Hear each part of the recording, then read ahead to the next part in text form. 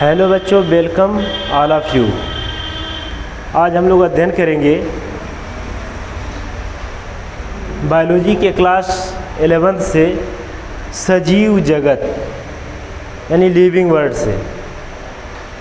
उसमें टॉपिक है जंतुओं का वैज्ञानिक नामकरण। तो जंतुओं का वैज्ञानिक नामकरण क्यों किया जाता है, उसकी आवश्यकता क्यों पड़ी। सामान्य रूप में भी हम लोग अन्य जंतुओं को समान नाम से जानते हैं, लेकिन वैज्ञानिक नामकरण जानना अति आवश्यक है, क्योंकि इसी नाम से पूरे संसार में सभी जीव जातियों को जाना जाता है। इसीलिए वैज्ञानिक नामकरण आवश्यक होता है। जैसे हम लोग देखते हैं कि चिड़िया जो होती है, जैसे घरेलू चिड़िया है, उसको हमारे यहाँ गौरैया कहा जाता है, परंतु इसी चिड़िया को दूसरे देशों में भिन्न भिन्न नामों से जाना जाता है, दूसरे नामों से जाना जाता है। इसी प्रकार से बहुत सारे पेड़ पौधे, पशु पक्षी हैं, उनको लोकल नाम उनका बहुत तरह से होता है। लेकिन अगर उनका अध्ययन करना है, मान लीजिए किसी दूसरे देश से वैज्ञानिक आ रहा है, तो उसका अध्ययन करेगा तो उसके लिए एक साधारण नाम होना चाहिए, ताकि जो विश्व प्रचलित हो उसी नाम को वैज्ञानिक नामकरण कहा जाता है। यानी किसी जीवधारी को, किसी जीवजात के अध्ययन के लिए एक ऐसा नाम प्रस्तुत किया जाए जिसको संसार में सभी लोग उसी नाम से जाने, वही नाम वैज्ञानिक नाम कहलाता है। वैज्ञानिक नामकरण करने के लिए दो संस्थाएं हैं। एक जंतुओं का वैज्ञानिक नामकरण करती है, जिसे ICZN कहते हैं, तथा दूसरी संस्था है जिसे ICBN कहते हैं, जो वनस्पतियों का नामकरण करती है। ICZN का पूरा नाम इंटरनेशनल नॉमेनक्लेचर ऑफ एनिमल्स होता है, और ICBN का पूरा नाम होता है इंटरनेशनल बॉटनिकल नॉमेनक्लेचर। तो यह वनस्पतियों का नामकरण करती है। तो हम लोग देखते हैं कि जंतुओं का वैज्ञानिक नामकरण यानी साइंटिफिक नॉमेनक्लेचर ऑफ एनिमल्स। तो जंतुओं का नामकरण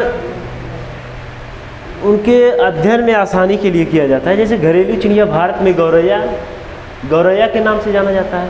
इंग्लैंड में उसे हाउस स्पैरो के नाम से जाना जाता है, तथा हॉलैंड में उसे मुस्क के नाम से जाना जाता है। स्पेन में गौरियान के नाम से जाना जाता है। जापान में सुजून के नाम से जाना जाता है। अतः घरेलू चिड़िया का वह वैज्ञानिक नाम रखा जाए कि जिससे पूरे संसार में उसको जाना जाए, वह नाम है पैसर डोमेस्टिकस। यानी घरेलू चिड़िया का वैज्ञानिक नाम पैसर डोमेस्टिकस होता है। इससे पूरे विश्व के लोग जो पढ़े लिखे अर्थात नॉलेजफुल वाले हैं, वो सभी लोग पैसर डोमेस्टिकस के नाम से जानते हैं। यानी पैसर डोमेस्टिकस नाम लिया जाए तो संसार के किसी भी कोने में इस जिसको हम लोग घरेलू चिड़िया के नाम से जानते हैं, उसे हम समझ जाएंगे कि उसी चिड़िया की बात की जा रही है, और उसके वर्गीकरण को हम लोग तुरंत ही समझ पाएंगे कि इसकी जात क्या है, वंश क्या है। तो इसलिए हम लोग उसका नामकरण करते हैं, वैज्ञानिक नामकरण। वैज्ञानिक नामकरण से बहुत सारी सुविधाएँ मिलती हैं, ताकि हम लोग उसके अध्ययन में बहुत ही सहजता का अनुभव करें। तो अगला पॉइंट है वैज्ञानिक नामकरण की उपयोगिता। वैज्ञानिक नामकरण की उपयोगिता है। वैज्ञानिक नामकरण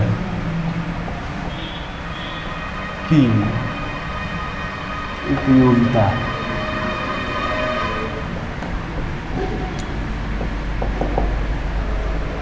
देखिए,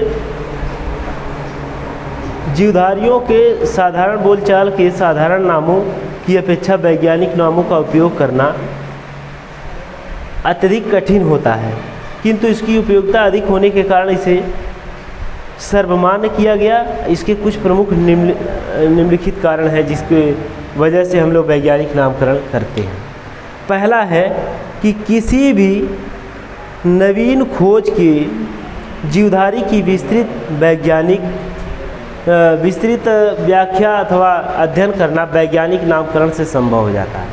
यदि वैज्ञानिक नामकरण नहीं है तो हम लोग उसका अध्ययन आसानी से नहीं कर पाते हैं, यानी उसकी व्याख्या आसानी से करने की सुविधा प्रदान करता है वैज्ञानिक नामकरण। दूसरा पॉइंट है सजीव के प्रदत्त वैज्ञानिक नाम वर्गीकरण में सहायक होते हैं।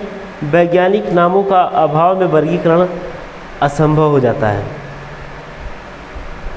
नंबर 3, एक जीवधारी के वैज्ञानिक नाम के द्वारा उस वंश के अन्य सभी सदस्यों के लक्षणों का अध्ययन हो जाता है। नंबर 4, प्रत्येक जीवधारी का 2 या 3 शब्दों से निर्मित ही एक वैज्ञानिक नाम होता है, जिसकी मान्यता सामान्य रूप से विश्व में मान्य होती है। नंबर 5, सजीव के वैज्ञानिक नाम के द्वारा उसके विशिष्ट लक्षणों का अध्ययन सरल हो जाता है। नंबर 6, वैज्ञानिक नाम के आधार पर सामान्य वंश एवं अन्य जातियों के मध्य संबंधों का अध्ययन हो जाता है। तो ये तो शॉर्ट वीडियो रही, आज के लिए इतना ही, फिर कल पढ़ाते हैं।